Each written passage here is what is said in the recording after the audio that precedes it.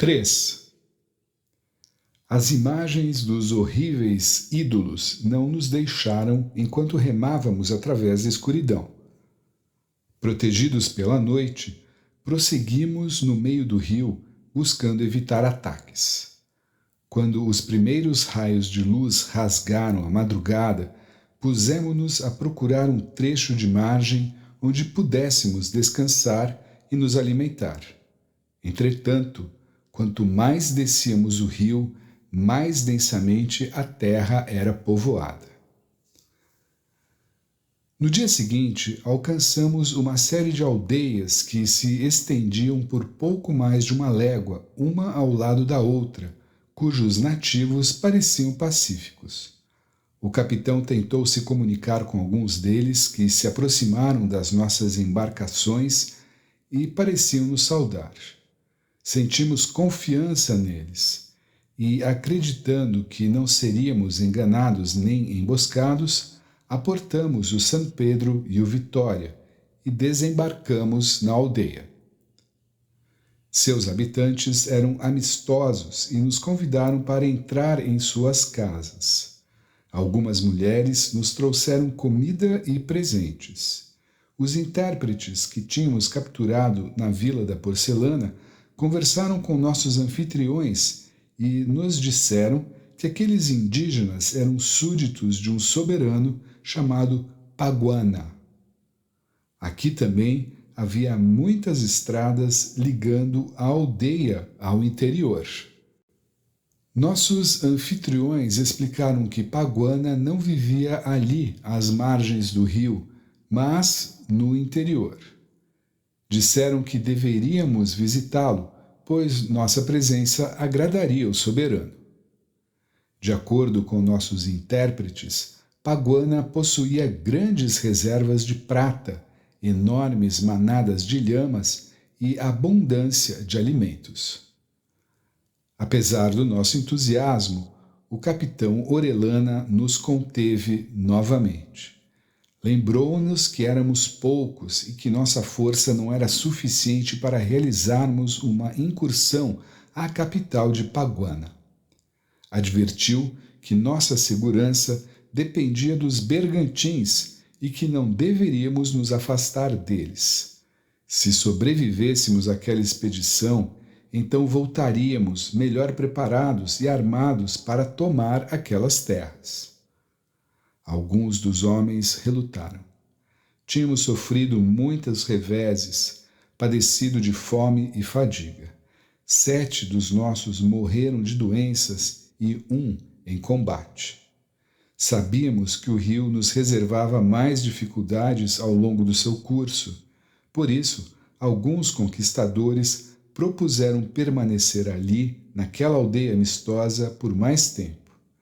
Mas o capitão foi firme e tornamos a embarcar e a partir.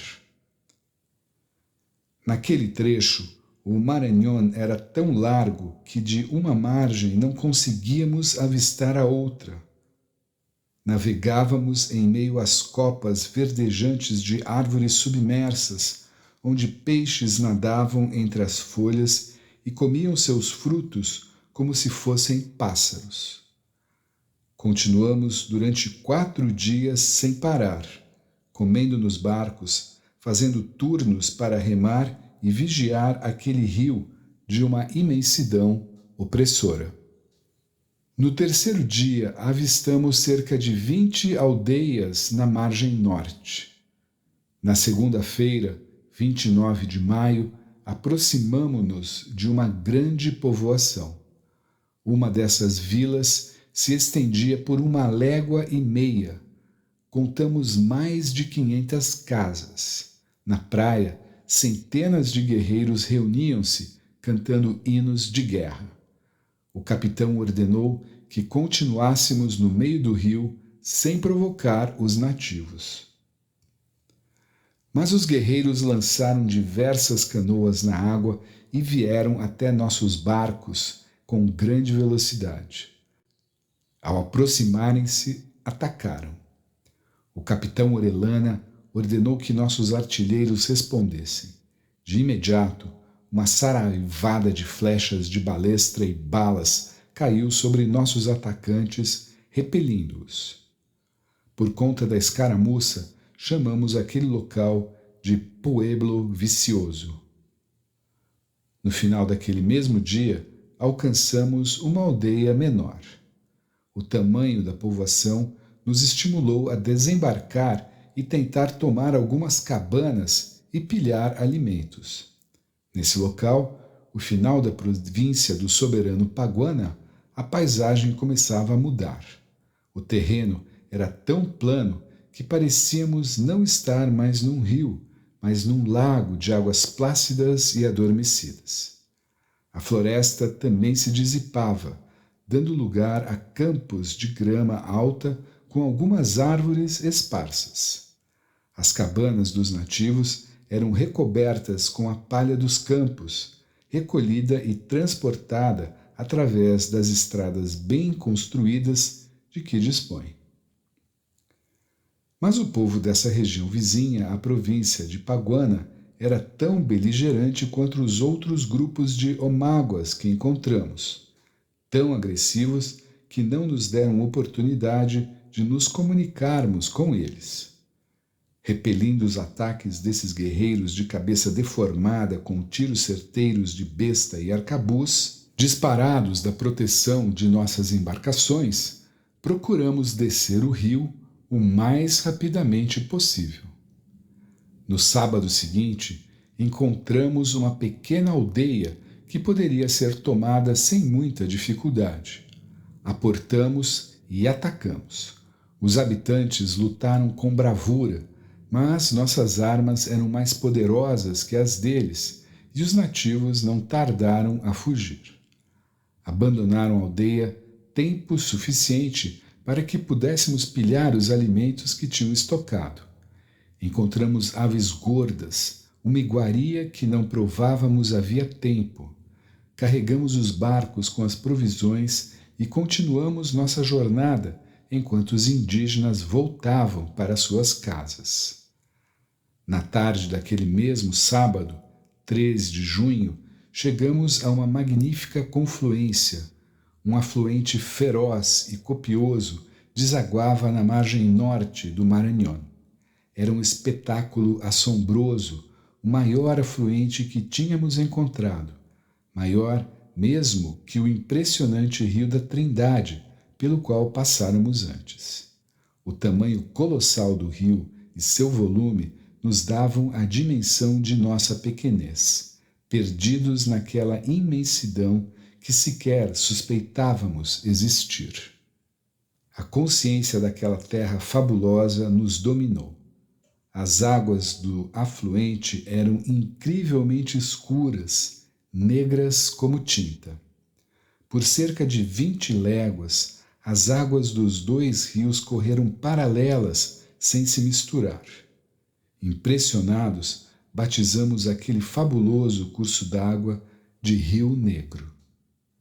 Ficamos transfixados pela diferença das cores das águas do Negro e do Marañón durante algum tempo, mas também pela poderosa violência dos rios conforme convergiam, arrastando grandes torrões de grama das praias, carregando-os e transformando-os em ilhas flutuantes. Gigantescos troncos de árvores, arrancados das margens pelos rios, flutuavam, girando com velocidade como se fossem enormes navios sem tripulação. Tínhamos de evitar colidir com esses obstáculos. Estranhos golfinhos rosados enchiam os rios, caçando suas presas no limiar das águas negra e marrom. No dia seguinte, domingo, 4 de junho, avistamos uma pequena vila um tanto afastada da praia, instalada num ponto elevado e fortificada com uma paliçada de troncos altos e pesados. Na margem do rio, aos pés dessa fortaleza, havia cabanas, canoas e equipamento de pesca. Mais uma vez, nossos estoques de provisão estavam acabando. Precisávamos atacar o local e pilhar comida. Aportamos na praia e rumamos para o forte, deixando, como sempre, uns 10 homens com arcabuzes e bestas protegendo o San Pedro e o Vitória. O forte tinha um único portão, e os guerreiros atrás dele defendiam sua posição com bravura. No entanto, nosso avanço coordenado, protegido pelas armaduras e a violência de nossas espadas e lanças, eram demais para nossos inimigos. Com esforço, mas sem perder nenhum homem, conseguimos arrombar o portão e entrar na praça central da aldeia. A partir de então, lutamos corpo a corpo com os defensores. A superioridade de nossas armas e couraças bastaram para que logo os expulsássemos do forte. Depois do combate, saqueamos seus abundantes suprimentos. Havia grande quantidade de peixe e, cansados, decidimos passar a noite naquele local, em celebração do feriado da Trindade. Descansamos e, bem alimentados, deixamos aquele posto militar avançado na manhã seguinte.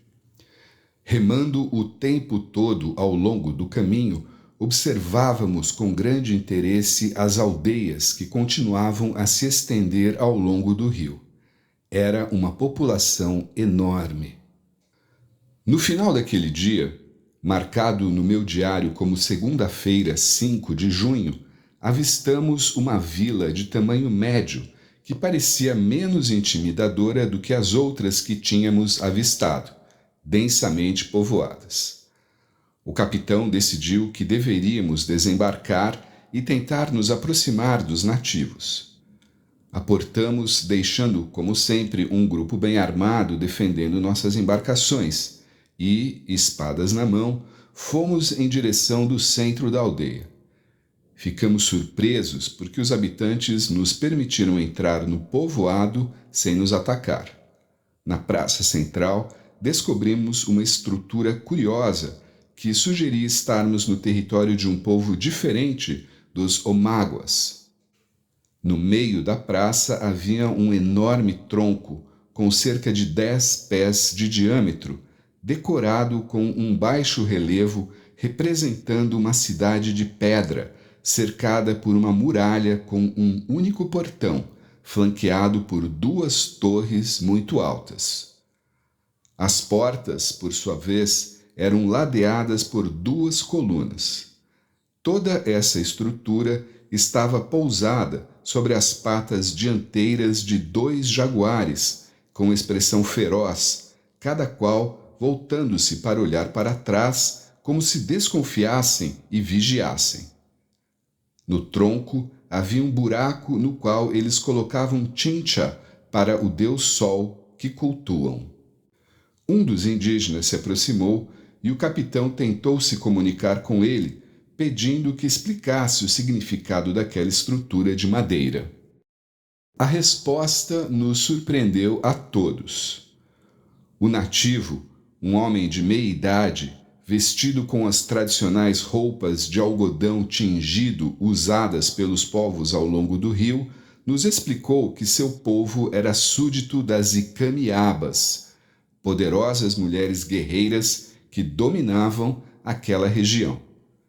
A aldeia pagava tributos a essas mulheres sem marido, na forma de penas de papagaios e araras usadas para decorar o teto de seus templos.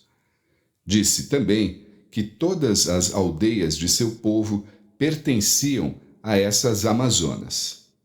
Aquele tronco esculpido era um emblema de suas senhoras.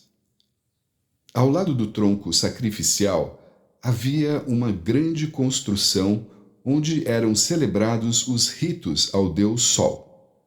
Entramos naquele edifício e encontramos muitas capas, mantos e roupas feitos com penas de vários pássaros, mesclando o vermelho da arara, verdes e azuis de papagaios, o carmim do guará em vestes impressionantes, as quais usavam em ocasiões festivas para celebrar seus ídolos.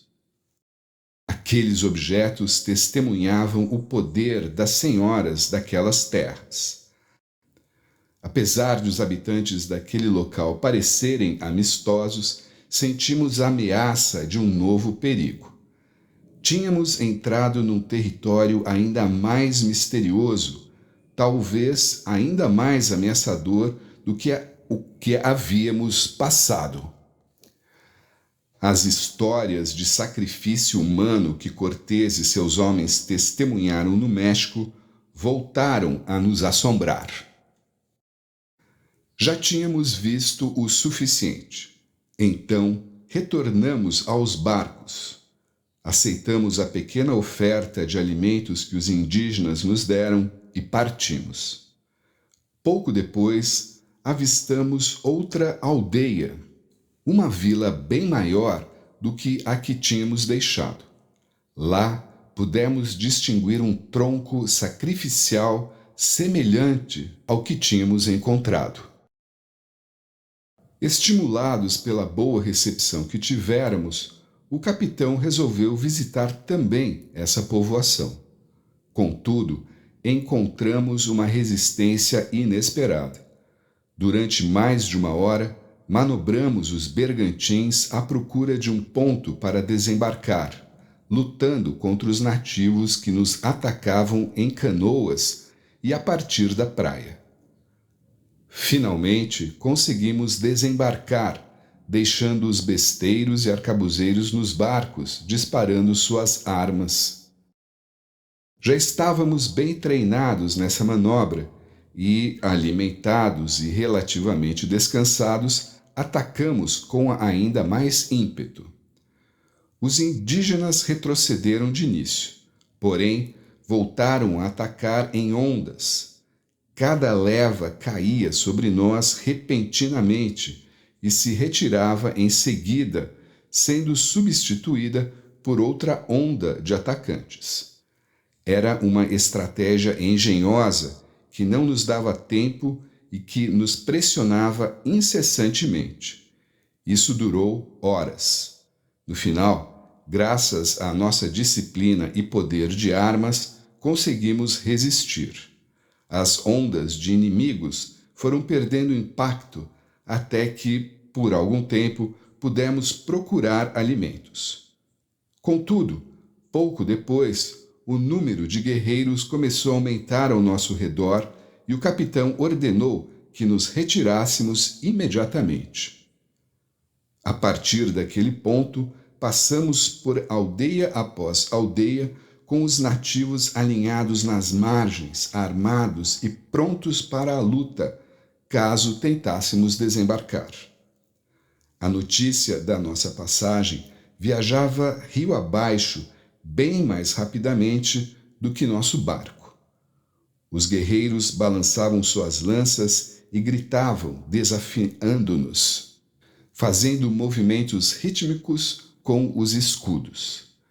Tentamos manter os bergantins a uma distância segura da margem, sempre que isso era possível. Procurávamos evitar o combate, mas, em algumas aldeias, os guerreiros eram tantos, suas fileiras tão densas, que formavam uma muralha sólida, uma fortaleza que disparava flechas e lanças com fúria, obrigando-nos a responder com tiros de besta e arcabuz. Àquela altura, começamos a achar que aquele rio colossal nunca iria terminar. Alguns dos nossos homens calculavam que, quando não parávamos para comer, descansar ou lutar, percorríamos cerca de 25 léguas por dia. Mas aquele curso d'água, marrom avermelhada que se estendia através de um inferno verde, parecia interminável. Passávamos horas sem fim, deitados no fundo dos barcos, suando em nossas armaduras que não ousávamos tirar nem mesmo para descansar, sendo picados por pernilongos e mutucas, no calor escaldante e vaporoso, cuja umidade refletia e ampliava o brilho da luz a ponto de quase cegar. Sob a chuva incessante, enquanto os golfinhos brincavam na esteira dos barcos, observávamos as margens, as árvores pontilhadas pelas cores das aves que se aninhavam em suas copas. Na quarta-feira, 7 de junho de 1542, o capitão Orellana avistou uma povoação e ordenou que aportássemos em busca dos alimentos que já nos faltavam. De conquistadores temidos, membros da maior expedição que já havia sido formada nas Índias, tínhamos sido reduzidos a assaltantes de comida, desembarcando apenas para roubar provisões ou lutar para consegui-las, a não ser que os nativos nos oferecessem alimentos por iniciativa própria. Aquela aldeia era tão pequena e pouco habitada que desembarcamos sem enfrentar qualquer resistência. Notamos que ali só havia mulheres, mesmo assim em pequeno número. Encontramos muito peixe seco, tanto que pudemos encher os bergantins com eles. A grande quantidade de peixe secando nos jiraus indicava que estávamos num centro de produção e comércio. Daqui, o produto devia ser transportado ao interior pelas estradas e vendido ou trocado. Depois de algumas horas naquela aldeia aparentemente tranquila, alguns dos nossos camaradas se aproximaram do capitão e lhe pediram para acampar ali. A presença de mulheres desacompanhadas os levou a fazer o pedido. Além disso, no dia seguinte seria Corpus Christi, e os homens queriam passá-lo em acomodações confortáveis, em vez de celebrar o feriado nas margens encharcadas de alguma ilha isolada ou nos barcos.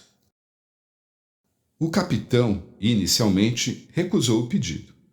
Os combates que vínhamos travando desde o reino de Matiparo não deixavam dúvida de que, apesar de aquele local parecer pouco povoado, a região estava repleta de guerreiros que poderiam ter recebido notícias da nossa chegada e se preparavam para nos atacar. O capitão argumentou que a melhor coisa que poderíamos fazer era nos abastecermos com todo o peixe seco que pudéssemos carregar e continuarmos a viagem como estávamos fazendo. Eu concordava com o capitão. Era mais seguro, mas os homens foram insistentes. Cansados dos ataques e fugas constantes, continuaram a pedir ao seu comandante que concedesse como uma compensação por todas as dificuldades que tinham enfrentado. No final, o capitão Orellana consentiu. Fez isso contra seu julgamento.